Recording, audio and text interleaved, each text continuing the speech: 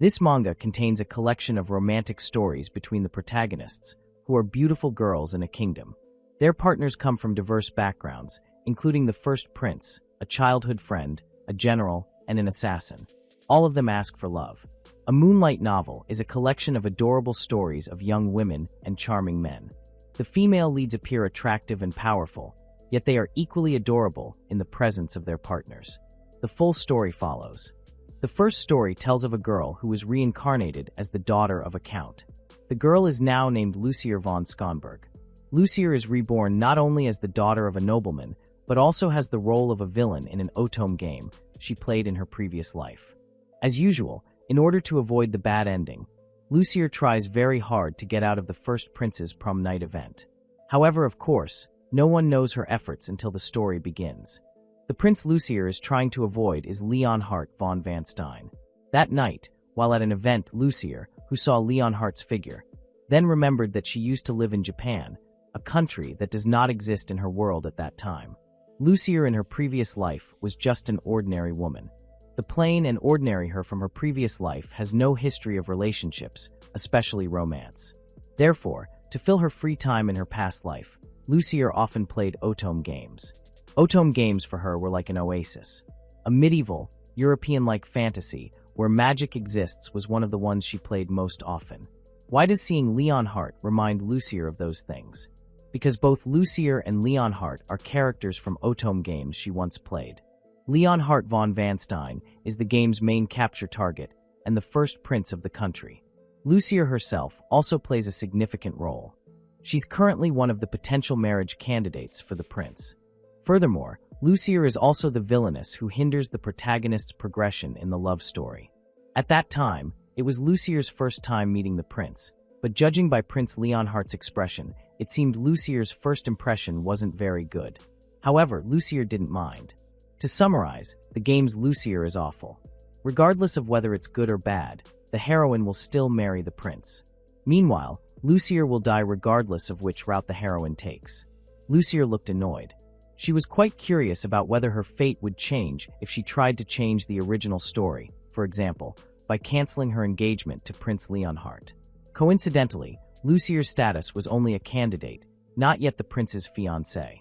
Shortly after the event took place, Lucier remembered that in the original story there would be an assassination attempt on the prince. This situation would later leave Lucier with an injury that scarred her body when she got caught in the crossfire. That pretext was used to cement her engagement with the prince, but it only shackled Prince Leonhart. Lucier felt she would be fine even if she actually didn't feel well. She would just have to refuse right then and there. Lucier was determined, but Prince Leonhart's friendly response to her meant she lost her chance to return home. Prince Leonhart offered to guide Lucier. Lucier, unable to refuse, became preoccupied with her confused thoughts. When she arrived at a place, Lucier remembered that the place and the time they arrived were where the assassination attempt took place. Lucier was well aware that she shouldn't have interfered if her goal was to change her future. However, Lucier was also worried if the assassination attempt on Prince Leonhart was successful. Lucier then racked her brains. Even if she received a permanent injury, it would only leave a faint line. Lucier felt she could still endure the pain from that. Therefore, Lucier was now determined. They continued their walk until they arrived at a park near a fountain. Lucier was quite captivated by the beauty she witnessed. Seeing Lucier's very expressive face made Prince Leonhart also captivated by her. Lucier felt uneasy. If the memories from her previous life hadn't returned, the girl was sure that she wouldn't have made such a mistake. Lucier looked confused. On one hand, she wanted to get away from the prince to escape her bad fate, but on the other hand, seeing how Prince Leonhart treated her made Lucier think she wouldn't get another chance. She shouldn't miss this opportunity. Suddenly, what Lucier was wary of happened. An arrow shot towards Prince Leonhart. In an instant, Lucier stepped forward and became a human shield for Prince Leonhart. As a result, instead of Prince Leonhart, Lucier was the one who was pierced by the arrow. Lucier immediately became weak and helpless. The guards were on standby to prioritize the prince's safety while Prince Leonhart himself was still there supporting Lucier. Lucier suddenly realized that what she had to bear was not a small wound. Prince Leonhart tried to keep Lucier conscious. On the verge of consciousness, Lucier smiled, relieved that the prince was safe. Lucier's vision began to darken. She was now unable to even move her fingers. Her last words were a plea for help. Time passed. It had been a month since Lucier regained consciousness after the arrow incident. The girl was still recovering. Turns out the arrow that was shot during His Highness's attempted assassination was poisoned. It seemed that Lucier was wandering between the borders of life and death. Thanks to Prince Leonhardt's immediate treatment, the wound has closed and there are no aftereffects from the poison. However, even though the injury was originally supposed to be on her right arm, her choices have now caused it to be exactly behind her right shoulder. Because of the permanent wound she has, Lucier began to wonder if she, in this world, will also be single. Before she finished thinking about it, someone came knocking on the door. The person who came to visit was Prince Leonhardt. Seeing who her visitor was, of course, made Lucier very surprised. Lucier didn't have time to dress up or tidy herself up, so she could only apologize to the prince for appearing in a messy appearance. The prince didn't mind because in this case, it was the prince who came suddenly. Prince Leonhardt said that he couldn't help himself from coming after knowing that Lucier had regained consciousness. Lucier returned to her normal self. Seeing how Prince Leonhardt almost made her nosebleed, she was pushed away by His Highness Leonhardt in the previous storyline. Seeing how Prince Leonhardt was so concerned about her made Lucier quite nervous. Prince Leonhardt came to thank her. He rushed Lucier as his lifesaver. Lucier, nervous, then said that the prince's safety was his priority. However, the prince felt bad because of protecting him, Lucier had a large permanent scar on her body. Lucier wanted Prince Leonhardt not to have to worry about the scar because it was nothing compared to the prince's safety. Lucier did feel very grateful to have survived that time, but she is not confident should there be a next time. Prince Leonhardt suddenly gripped Lucier's hand tightly. Unexpectedly, the prince proposed to Lucier to be his wife. Lucier looked confused.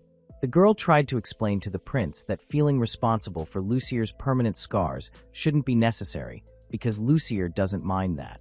The prince didn't care. He felt so responsible, but another reason behind the proposal was because Lucier was said to have stolen his heart. Instead of welcoming the proposal happily, Lucier was wary. An engagement with Leonhardt was a death flag for Lucier. Lucier felt she had to immediately reject the proposal no matter what. When Lucier was about to refuse, Prince Leonhardt said that he had also spoken to Lucier's father, Count Schonberg.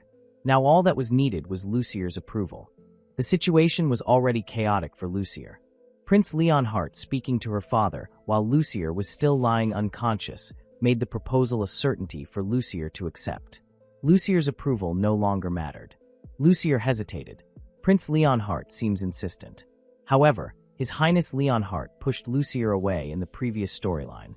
Given Lucier's situation at the time, seeing her favorite handsome prince propose to her would certainly have made her incredibly happy. Since she was no longer in a position to reject his proposal, the only thing Lucier could do was persist in avoiding a death flag in the future. Lucier nodded in agreement to accept the prince's proposal.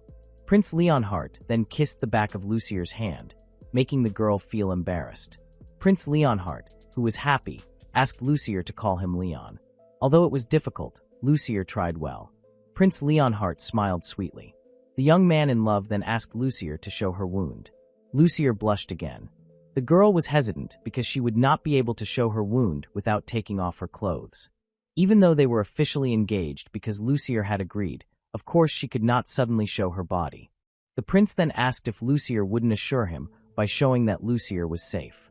Lucier was increasingly unable to refuse the prince's request. The girl then turned around and began to loosen her clothes. Although Lucier repeatedly told herself that it was easy to do, it was still difficult for her. Slowly the beautiful dress fell and revealed Lucier's back to the prince. After seeing it, now Prince Leonhardt asked Lucier's permission to touch it. Slowly, gently, Prince Leonhardt touched Lucier's wound. The young man apologized to Lucier for giving her such a wound. Lucier called out to the prince to stop touching her, but he reminded her to call him Leon.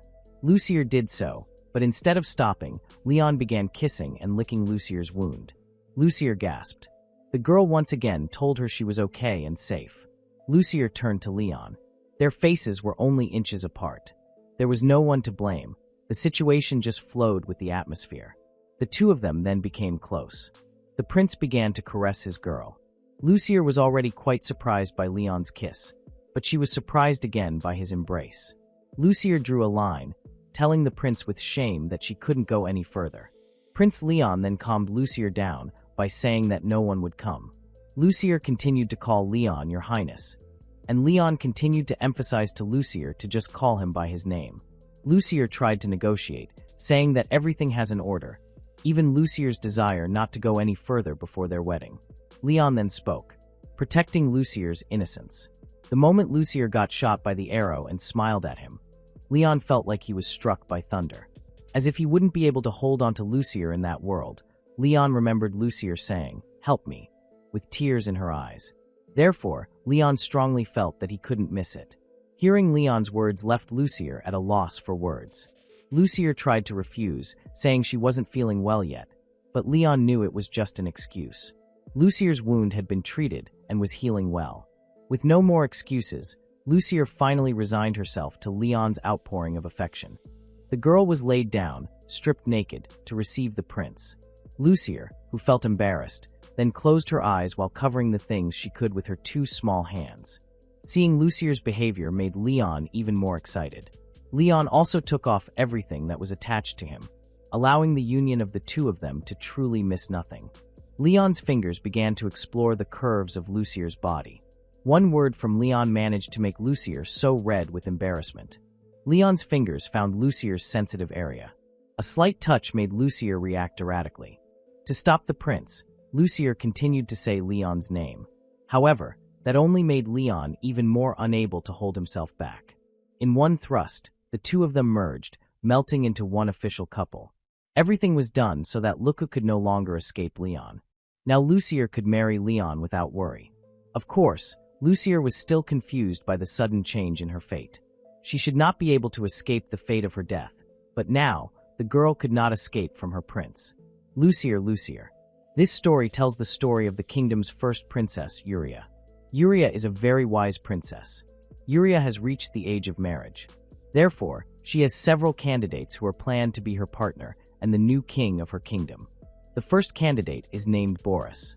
The princess always seems suspicious of Boris, not because of his ambiguous actions, but because the princess is aware of Boris's true nature.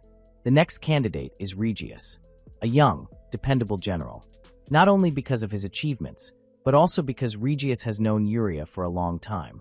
The two are so close that Yuria is finally able to make a decision. Negotiations are held between the two. What is the content of these negotiations? More in the following story. Regius questioned whether Princess Yuria truly wanted this. Yuria remained firm in her decision. The girl was sure that Regius also understood that Yuria, the first princess of the kingdom, could not fall into Boris's hands. The reason was not because of feelings, but because of the belief that if Boris held royal power, their kingdom would surely be on the verge of chaos. Boris had been around Princess Yuria since she was a child. Boris was sociable and well-mannered. Everyone was captivated by Boris's beautiful smile. Unlike other people, the princess was afraid of Boris's smile. Even though Yuria avoided Boris just because she didn't like him, before long that avoidance suddenly turned into rejection. At the time, she was raising a cute little puppy that her father gave to Yuria. The puppy was shy around people other than Yuria. It was only used by the woman in charge of taking care of it. Boris brought over trinkets and gifts, but the puppy from the start didn't hide its wariness at all and was barking. Yuria wasn't actually sure if it was true, but he thought Yuria was just being sensitive to her feelings of dislike. Making boredom uncomfortable like that by not being able to fully discipline her puppy, Yuria also feels responsible. However, Yuria suspects that Boris was the cause of Yuria's puppy's death. Yuria couldn't accuse Boris because there was no clear evidence. From then on, Yuria, who very carefully observed Boris, knew that Boris hid a savage dark side, and anyone who didn't get along with him disappeared. Boris was sometimes directly and indirectly involved at other times. That version of Boris, the real him, so many people never knew. Yuria's father, the king too, never noticed his true nature and chose him as one of the candidates to be Yuria's husband. Because of that, Yuria realized that if Boris succeeded in becoming Yuria's husband, the princess and the only child of that country's king, then the country would also become his. Boris harbored such a wicked design. If Boris became the king, the country Yuria hoped for would never come to be. Because of that, Yuria thought he needed to act before it was too late. Yuria's only relief was that nothing was decided yet, and Boris was only a candidate. Not the only one, because Yuria has the other candidate. He is Regius. Regius was also someone Yuria would know for a long time, and the two of them were childhood friends. Regius was also one of the very few people that Yuria the puppy became accustomed to. And probably, Regius was also one of the only few people to notice Boris's true nature. Yuria hoped for Regius. The girl pleaded. She even said that perhaps it would be better if Yuria were born as a man, but her destiny as a woman could not be changed. Regius asked Yuria if she thought dealing with him would be easier than Boris. Yuria didn't answer. He was sure that Regius would also be in trouble if his country were destroyed, because Yuria was sure Regius must have someone he cared about in his country. Regius himself wasn't sure. He wasn't that attached to the kingdom where he lived. Regius never had a problem finding a new land with his loved ones. Yuria wanted Regius to be honest and not talk like an irresponsible man. As a young general, Regius must have an obligation to protect his country. Why did Yuria fight for Riga? Because compared to Boris, who manipulates people with his words, Regius is the type to get things done himself. Regius having been granted the position of general when he was young. Regius was proudly known as a mighty warrior and was very popular among the citizens. As the legitimate son of a ducal house that has produced generals for generations, Regius's social status was impeccable. At that point, Regius was the only one who could stand up to Boris. At least that's what Yuria's daughter thought, but it seemed that Regius wasn't. The young man considered himself less tied to the ducal house because he was simply born to a woman his father took in as a joke. Hearing Regius's response made Yuria slightly angry. Although rumors regarding Regius's birth were numerous, it had nothing to do with it. What mattered was that Regius was now recognized as a legitimate son of the ducal house, and, as one of the generals who must protect the country because of his duty, Regius smiled in embarrassment. Yuria still begged Regius. He knew he was pushing Regius too hard with his request, but he had no other choice. He felt that if there was something Yuria could do, she should do it. Regius questioned whether Yuria would truly be responsible for what he said. Was anything here something a woman couldn't take back, even if it would be fine? Yuria confirmed it, though hesitant. Hearing Yuria's answer, Regius immediately agreed. Regius accepted a direct proposal from the princess. Yuria blushed slightly when Regius interpreted the negotiation as a proposal. Regius was excited to become king and Yuria's husband. He was optimistic about bringing down Boris until he was no longer in power. Regius realized that his role would be extremely difficult, but he expected an exceptional reward. Regius cornered Yuria. Yuria offered his inheritance, but Regius refused. Yuria then thought that what Regius wanted was the royal treasure, but it was national ownership. Here, Regius emphasized that Yuria really didn't understand what he meant. The young man began to caress Yuria's cheek, the girl who was their country's greatest treasure. Yuria was very surprised. Regius said that if Yuria wanted him, just as Yuria would get Riga, Regius must also get Yuria completely. Regius laughed. Yuria felt Regius was making a joke again. Yuria then responded that the give-and-take relationship they would have was marriage, so that each other would definitely have each other in the end. Regius confirmed that especially if it was just a body, it could be easily obtained. However, in this case, Regius didn't just want Yuria's body. Regius carried Yuria and carried her to the bedroom. The young man intended to get what was rightfully his before it was too late. The princess was laid on the bed. Regius said that he hated it when his possessions were stolen, but that was surely the same for Boris. Regius assumed that Boris also hated it when his prey was snatched away. Yuria was still wondering what Regius was going to do to her. Regius smiled. There was only one thing that could be done when a man and woman entered the bedroom. The princess was quite embarrassed. It was true that Yuria had asked Regius to be her husband, but what Regius was going to do was too hasty.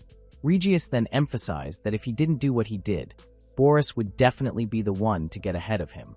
Regius knew that Yuria had escaped several times and could run away from Boris, but that wouldn't last forever. Yuria couldn't deny it.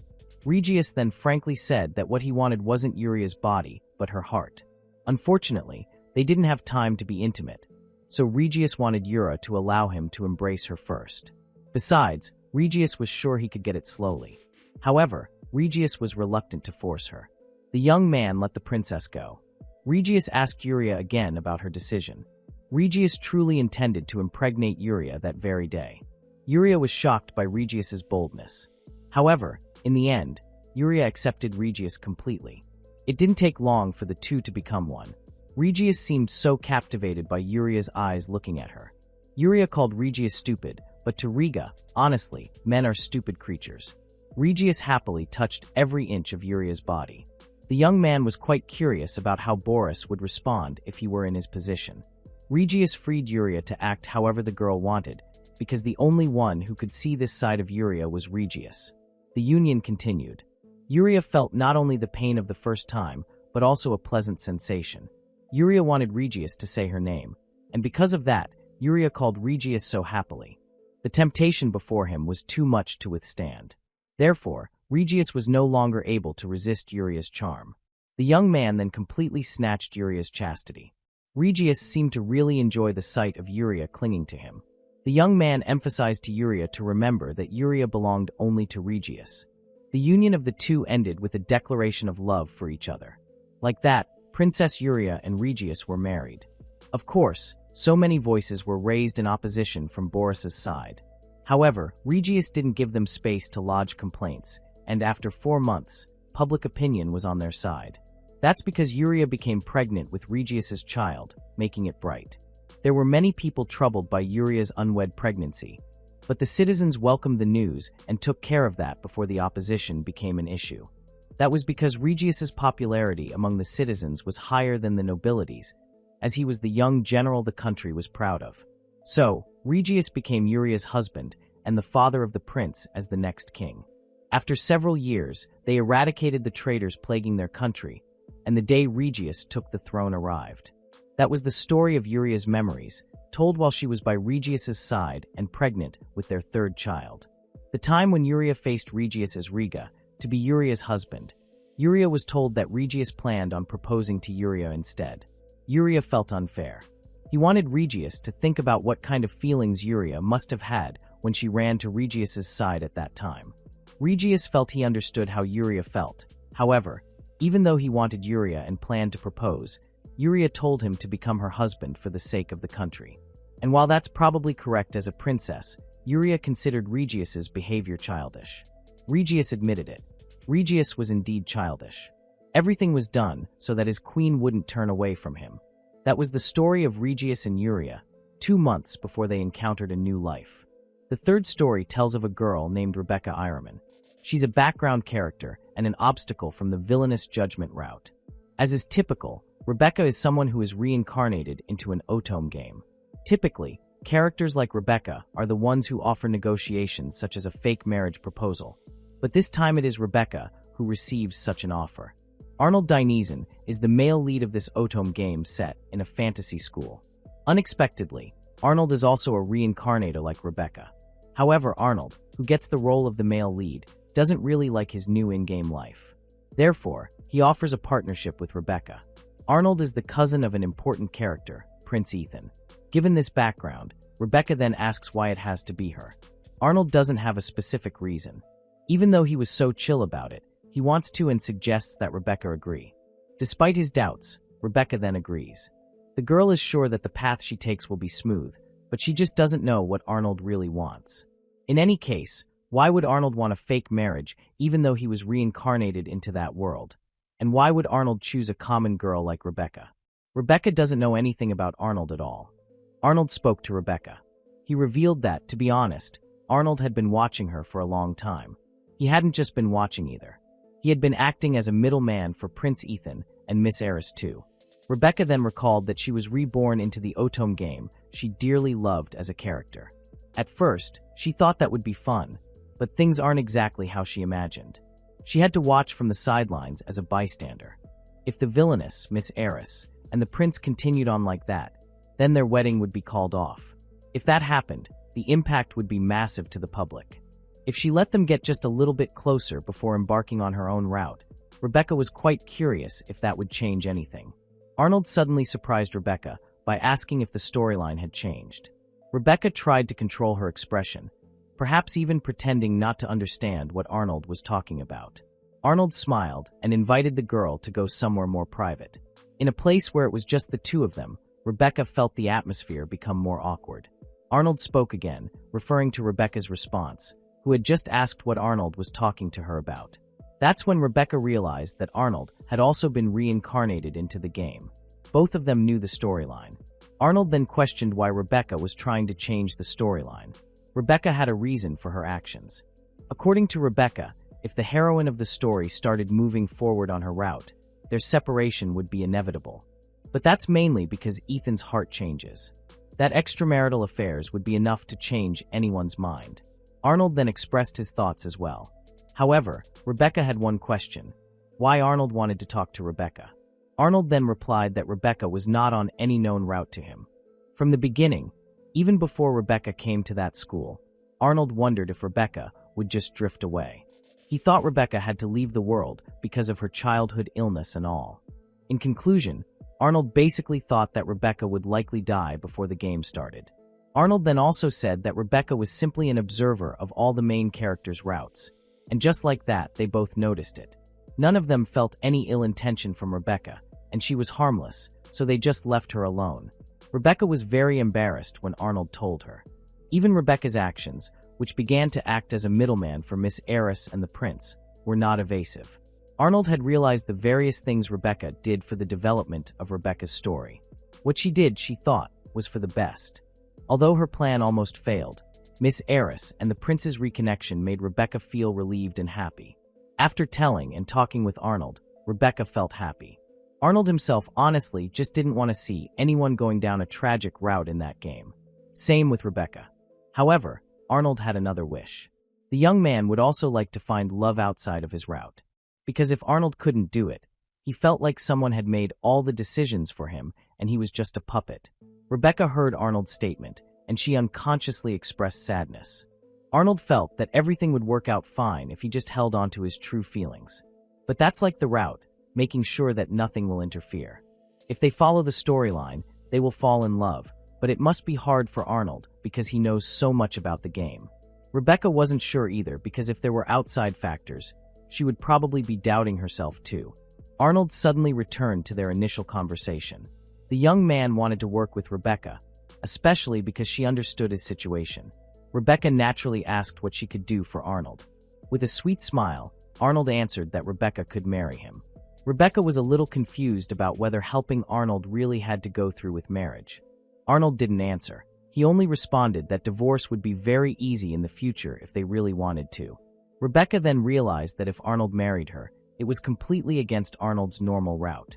Rebecca wanted to make sure that they would get that other girl to give up on Arnold, and then they would get divorced. Arnold confirmed. They would get divorced if they separated. Arnold even said that he would make sure to look at everything with discerning eyes and see to it that everything went smoothly. Rebecca was still doubtful. Did Arnold really have to marry her, and not just another girl? Arnold answered so confidently that his partner had to be Rebecca.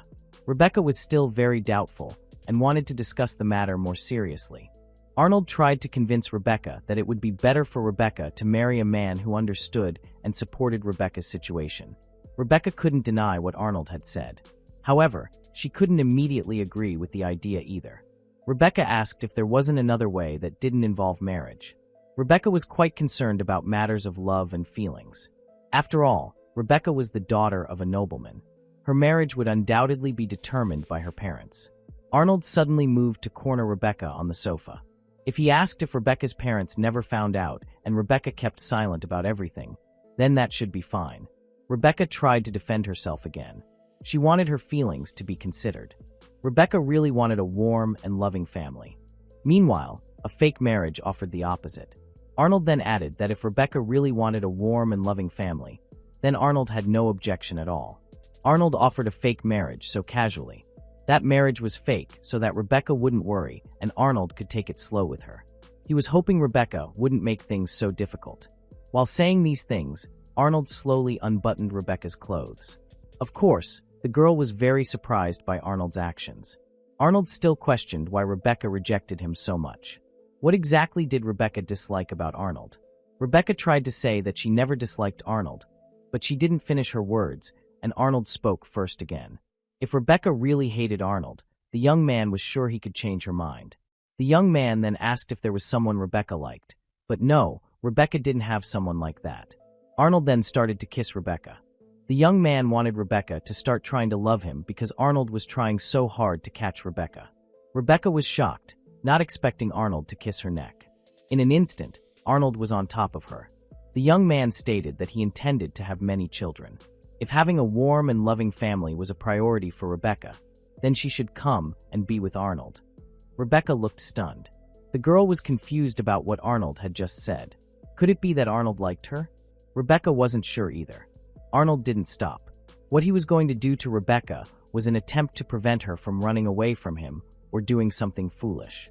Arnold began to take off his uniform. The young man intended to remove Rebecca's petals from her flowers and leave his mark on her. Arnold apologized, but it was necessary because Arnold needed Rebecca. One of Arnold's hands held Rebecca's hands up while the other explored under the girl's skirt. Even though he refused, Arnold could see the pleasure on Rebecca's face. Arnold's fingers then penetrated Rebecca's sensitive area. Arnold seemed impatient to have the girl. He thought he could be a normal couple with Rebecca, so that Rebecca wouldn't have to be the heroine in her storyline. Arnold devoured Rebecca's lips. After the kiss, Arnold then asked Rebecca, who hadn't recovered, if the girl really wouldn't agree to a fake marriage with Arnold. Rebecca was overwhelmed by Arnold's crazy, supple fingers. As if once wasn't enough, Arnold explored Rebecca's sensitive area again. Everything was done to prepare Rebecca for the Real union with Arnold. Rebecca couldn't refuse. Even though her lips said no, her body was so willing to Arnold's touch. Until Rebecca reached the peak of her satisfaction, no one came into the room. Arnold felt like he was really going to lose control of himself, seeing how Rebecca was also starting to enjoy it. Not enough with his fingers, Arnold started exploring again, but now with his tongue. Because of that, Rebecca seemed to have a hard time holding herself back. In the end, Rebecca completely surrendered herself to Arnold. Arnold no longer wanted to hold back. His kisses on Rebecca's lips became unbearable. Unfortunately, suddenly someone came, surprising them both. Of course, the people who came were no less surprised to see Arnold and Rebecca making out happily. These things had indeed happened before the two were married. In the end, the wedding was held so that the two were now officially husband and wife. And Rebecca was the one who expressed her feelings of love to Arnold. She was a fan of Arnold's even back when she was playing that Otome game. Therefore, there was no way she was going anywhere. This story tells of a girl, the daughter of a duke, who is engaged to a crown prince. Amila Weiscom has been educated from a young age and is very intelligent. One day, during a banquet, Amila's engagement is suddenly broken off unilaterally by the crown prince. Their relationship is considered to be a political one. No love develops, even though they have been engaged since they were young. The crown prince broke off his engagement to Amila in front of many banquet guests. The reason the crown prince stated for breaking off his relationship with Amila was that Amila often harassed Ravi. Amila was even called a disgrace as a duke's daughter. Seemingly agreeing with the crown prince, several young men who were guests at the event also mocked Amila for bullying Ravi. Amila firmly denied the statement. She knew she had done nothing wrong. However, the crown prince's party said that they had testimonies from the count and the marquis. They were confident that as long as they had evidence from the high-ranking nobles, Amila couldn't fool them. Of course, the drama wouldn't be interesting without the pick-me girl. Ravi, the White Lotus, begged the prince to stop cornering Amila. The prince felt happy. On one hand, he was angry because Amila was cruel to Ravi, but on the other hand, he was also happy to get to know Ravi before she married.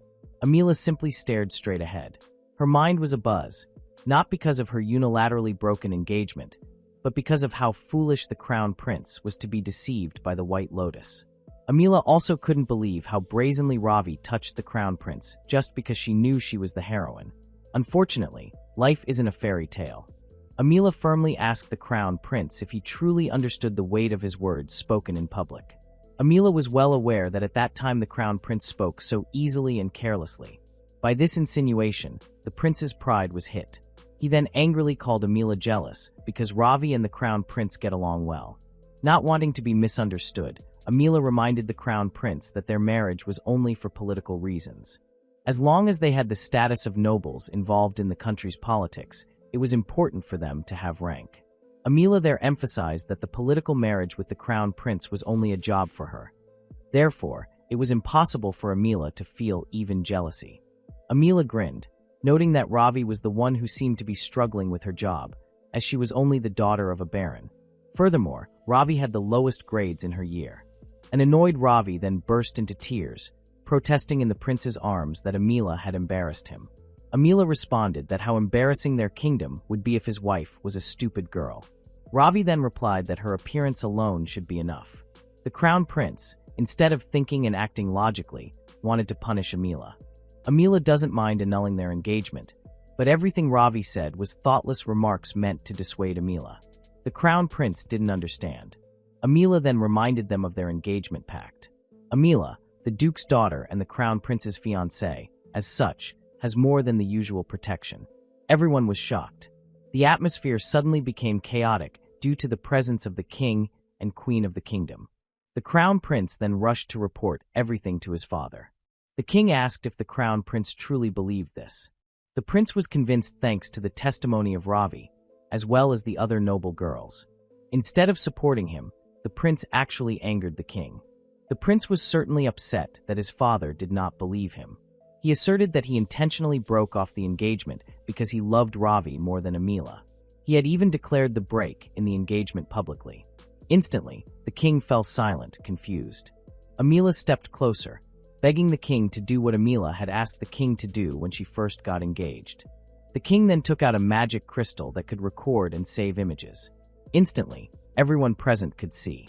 Amila looked delighted because she actually knew that Ravi was a reincarnator. How did Amila know? Of course, because she was a reincarnator herself. Amila didn't understand the game because she had never played it before, but she understood its contents well enough. That's why she was moving forward. Therefore, Amila didn't let the game play out like in the game.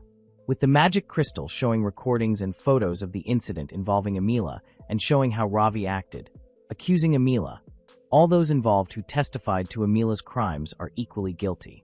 The girls who testified to Amila's mistakes then admitted that they were only being forced by Ravi.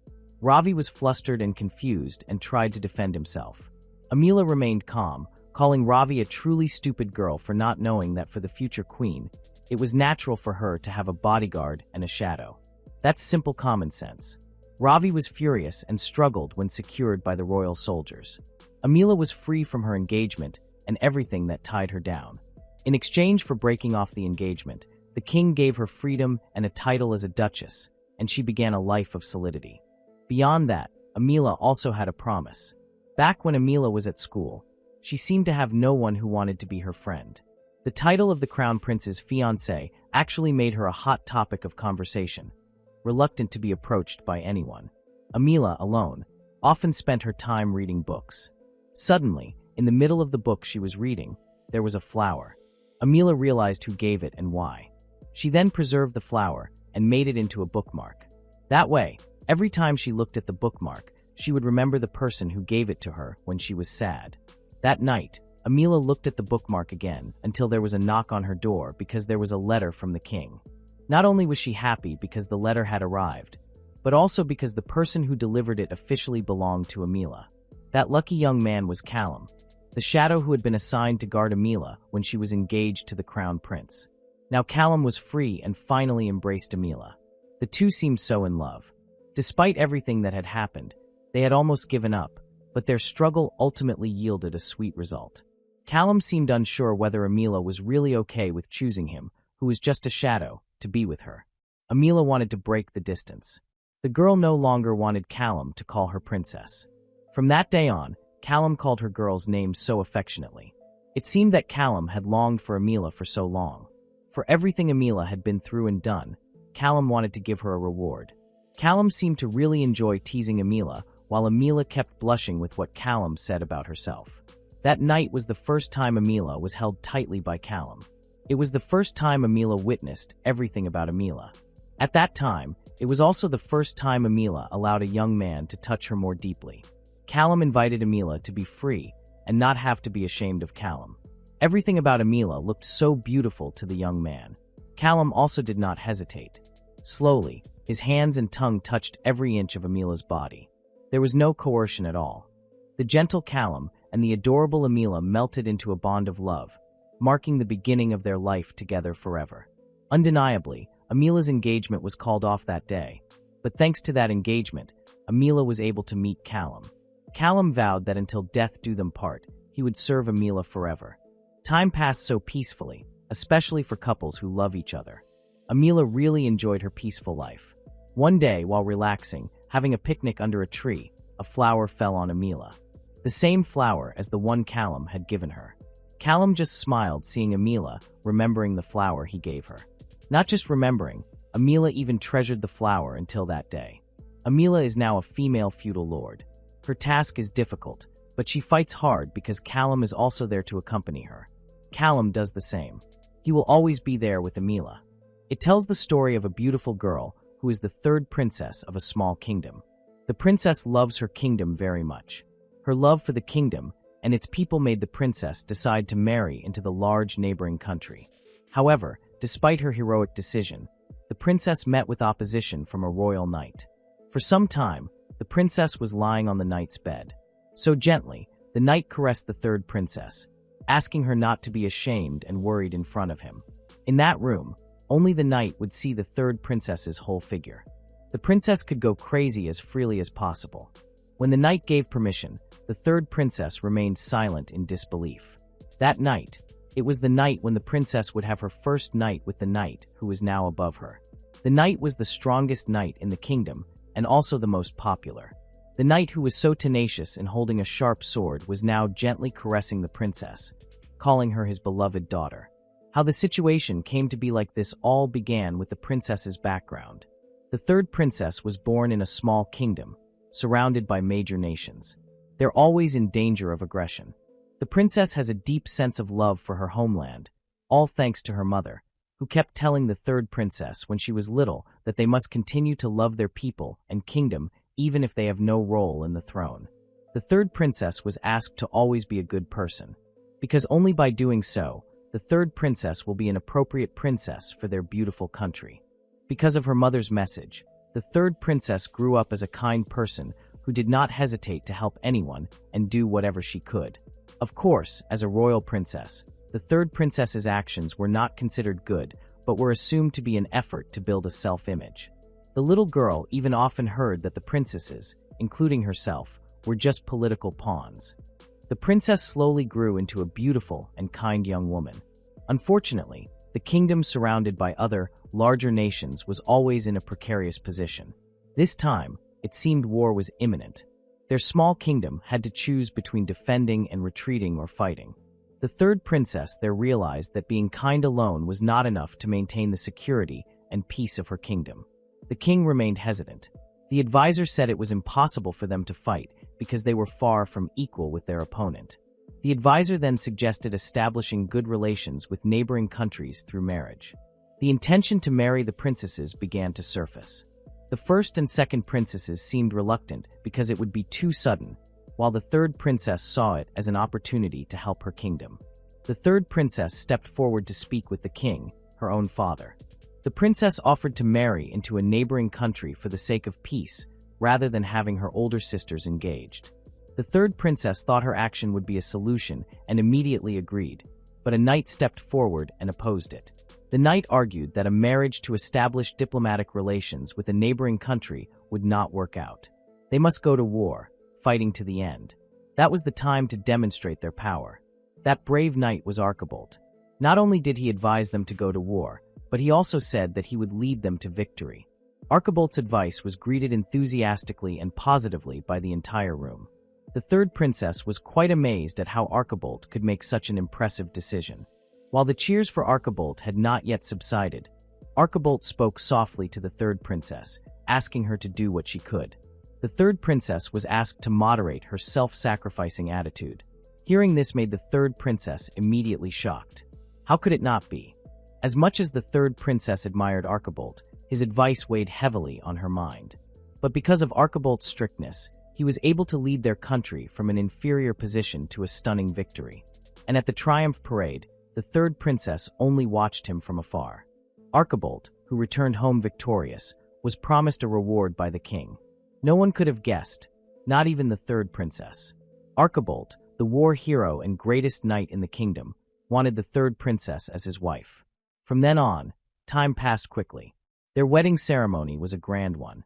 After that, the third princess went to Archibolt's castle, the one owned by the head of the Marquis family that has been around for generations. The third princess was greeted directly by her husband.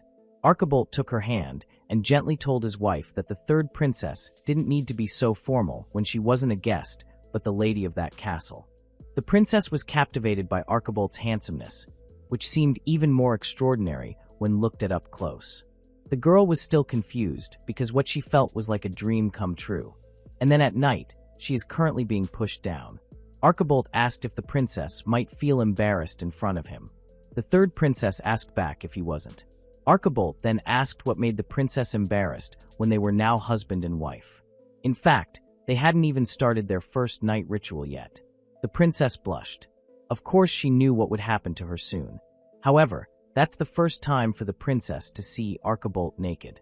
He looked very sturdy, and just thinking about it made the princess shy. Archibolt's voice was so soft. That night, he said, was the first night they had been waiting for. Archibolt was sure that the princess would have a great time. The blushing princess was slowly guided by Archibolt. Slowly but surely, Archibolt began to touch his beautiful wife. The girl's nightgown no longer covered her body. Archibolt examined every inch of his wife. He asked the princess what she might want him to do for her. Archibolt began to take the initiative to do various things because the princess didn't seem to tell him what she wanted. The third princess accepted all of Archibolt's actions. Everything was pleasurable until Archibolt's fingers began to touch her sensitive areas. The man wanted to find his wife's sweet spot. The princess was very sensitive. All of Archibolt's touches made her tingle. Archibolt didn't hold back, even though that night was her first time. After taking his time to prepare her, Archibolt was now ready to give everything he had to his wife. Not only was Archibolt ready to give, the third princess was also ready to receive what Archibolt had. While continuing to give, Archibolt revealed his honesty to the princess, that he had long desired a third princess. Archibolt was sure that the third princess was unaware that when the chivalric order was heading off to war, the princess had prayed for the safety of the troops. At that time, everyone who was there then swore to protect the land where that beautiful princess lived. Her kindness became their strength. The princess's kindness to everyone made the third princess loved by everyone. Archibald had always wanted to hog that kindness for himself. When the third princess said she was going to marry the enemy country, Archibolt didn't want to give her to anyone. At that time, the princess then replied that she had always loved him too. That night was very sweet for the two newlyweds who were lulled by love for each other. The next morning, when the princess had just opened her eyes, Archibolt was already so excited to see his wife's face, who had just woken up. Archibald was happy when he had confirmed that his wife was okay after enjoying their first night. Archibolt kept calling the princess the cutest. From his actions since last night, the princess realized that her husband was a bit of a bully. Even that morning, when reconfirming that they were officially a married couple, Archibolt saw the morning as an opportunity. He asked his wife, "Shall they go for another round?" The third princess flinched for a moment, looking at her husband. The hand that was now gently caressing her was the same hand that Archibolt used to protect his kingdom and himself. The princess then put her arms around Archibolt's neck. Seeing his wife's good response, Archibolt asked if he was allowed to call the princess by her name. The princess allowed it. After all, the third princess was no longer a princess but Archibolt's wife. Archibolt was free to call the princess by whatever name he liked. However, Archibolt still called her the princess he loved, his darling. This story will focus on a girl who plays the role of a villainess of an otome game. As usual, she is a reincarnator who once played an otome game in her previous life, and is now reincarnated into the world of the otome game she once played. The girl has the nickname of the Ice Princess of the Frontier. Her name is Gwen Northgillis. It begins with a magnificent palace, grandly dressed people, and a joyous day. That day was the Queen's birthday banquet. Our FL is at the event because she is Gwen Northgillis. Although Gwen has strong ice magic, she is just a count's daughter. Her position is trivial in the aristocratic world. Even worse, she is reincarnated as the villainess of an otome game called Blessings on Him and the Myth. Gwen is reincarnated into that world while having memories from her previous life. In the otome game she played, and which is now her world, there are several routes to choose from. One of them is the route of Rufus Mystere, the second prince of the country. That's based on the myth of the flame hero who defeated the witch who covered the country with permanent ice. Gwen was created based on the witch. Gwen had a huge amount of magic power, but it was dangerous because Gwen couldn't control it herself. However, Gwen took advantage of that and used it as blackmail to get engaged to the second prince. In order to annul the engagement the prince didn't wish for, the heroine and the prince found a way to seal Gwen's dangerous magic. Gwen was condemned for all her crimes and sent to a remote monastery after their engagement was annulled. Remembering that made Gwen realize that she didn't want a dark future at all. That's why Gwen moved to a mansion in her territory and stayed away from the royal capital. Therefore, Gwen was quite curious about why it ended up like this. Gwen, who felt unwell, perhaps because of the crowd, then chose to step aside. Accidentally, Gwen overheard the second prince's conversation. Of course, Gwen's feelings were pounding. That's all because she was in love with him. He was her favorite in his previous life. Suddenly, as soon as Gwen saw the prince, she felt she wouldn't be able to hold herself back. Of course, Gwen couldn't do that if she didn't want to end up tragically like in the story. Gwen ended up eavesdropping a little on the conversation even though, honestly, the girl was hesitant. Suddenly, Gwen heard a conversation she didn't want to hear. Therefore, Gwen chose to leave. Upon returning to the banquet, the game had finally begun. Seeing the guests hysterical and worried about the queen's safety, Gwen finally understood the prince's concerns. The perpetrator appeared to have escaped through the balcony, but no one was allowed to enter the area. The darkness was also difficult to work on. At that time, only Gwen could move freely, using her magic to freeze everything, including the perpetrator who tried to escape. This allowed them to slowly search for the perpetrator. Gwen briefly heard the crown prince's voice. Feeling that the situation was under control, Gwen suddenly fainted. The second prince rushed to catch Gwen. The young man looked very worried. Gwen, on the verge of consciousness, still heard the second prince's voice. Gwen had to go home. The girl couldn't control her powers. It had happened since Gwen was little. Once, Gwen had tried to build an ice castle. Little Gwen succeeded, resulting in a giant iceberg forming in her garden. Not only that, little Gwen also collapsed. She was frozen inside and out and shivered in the cold for a week. She hasn't used magic often since then, but it seems that her magic will expose itself to sudden degrees. Even if she covered the entire capital, she wouldn't be safe either. So even though the original Gwen couldn't do it, she lied. But in Prince Rufus's bad ending, Gwen covered the heroine with permanent ice. With that, even his flame can't melt. The reincarnated Gwen was quite sure that if she were able to freeze someone, the one the past Gwen would freeze would definitely be herself. Gwen was still lying down, and her condition was not yet stable. With that memory, Gwen was sure not to approach the prince for her own survival. However, in this timeline, it was the second prince who came to her. The second prince asked the people, both maids and butlers, to stay away from Gwen's room. The prince would make an effort to stabilize the girl. The door opened, and Prince Rufus entered the room. Gwen tried to get up so she could know who had come.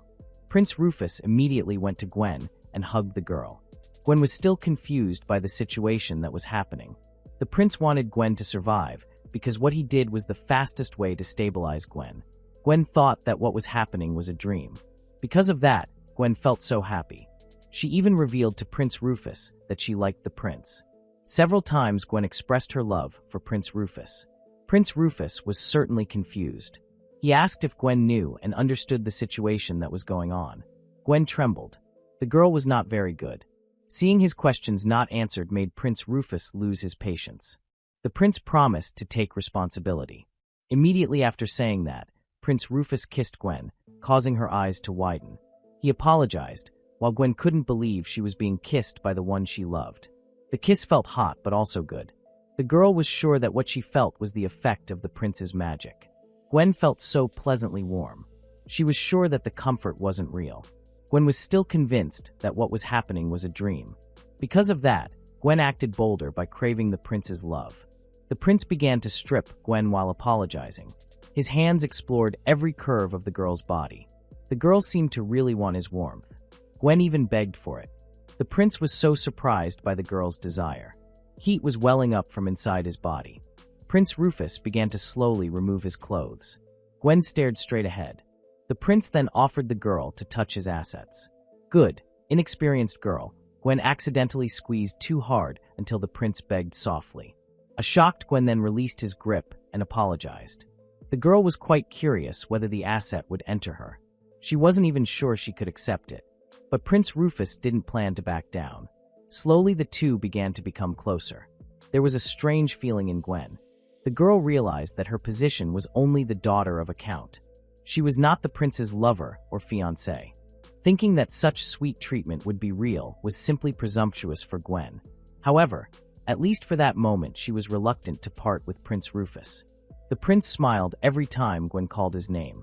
Gwen was quite curious whether, in reality, the sensation would be as warm as when she did that with the prince at that time. Time passed. Gwen and Prince Rufus were summoned by the Crown Prince. The Crown Prince announced that the perpetrator had been caught. All thanks to Gwen. However, Gwen looked uncomfortable. Not because she was dissatisfied, but because she realized that what she did with Prince Rufus was real, not just a dream. Not only that, the Crown Prince also seemed to be aware of Gwen and Prince Rufus's hot night. Prince Rufus's magic might burn the whole kingdom to the ground. The Crown Prince sympathized with Gwen, who he thought must be having a difficult time. The Crown Prince knew that Gwen was indeed unable to control her magic, but he also did not expect Gwen to act to the point of endangering herself. Luckily, Prince Rufus was there. Gwen could only be ashamed. She was sure her father would be angry when he returned home. Gwen still couldn't believe she had done it with Prince Rufus, even though it was all because of her dangerous condition. Gwen felt very ashamed. The Crown Prince had suspected that Gwen and Prince Rufus were indeed a very compatible and perfect couple for each other. Suddenly, Prince Rufus, who had been silent at first, spoke and said that he had promised to take responsibility, so that indirectly Gwen was his fiancée. Hearing that declaration made Gwen lost for words again. The Crown Prince asked Rufus if the decision had been discussed with Gwen. Gwen at that time looked dumbfounded. Prince Rufus then immediately asked Gwen again. There was no problem. Gwen accepted Prince Rufus's responsibility. Prince Rufus looked relieved, and even spontaneously smiled so sweetly. Gwen remembered the prince's smile. The atmosphere between the two seemed so sweet, but suddenly the Crown Prince spoke. He told Gwen that Rufus sometimes loses control of his magic. When that time comes, Gwen should cool him down. Prince Rufus immediately wanted his brother to be quiet and not embarrass him further, while Gwen did not understand. As he left, the Crown Prince talked about the two of them having premarital sex. Gwen was advised to go home and change her clothes. Gwen was still confused. None of the maids had spoken to her before. The prince asked for a mirror. Gwen then examined her reflection. A kiss mark appeared on her slender neck. Once again, Gwen was extremely embarrassed in front of the princes. But she also felt happy. Both of them now looked forward to what would happen next.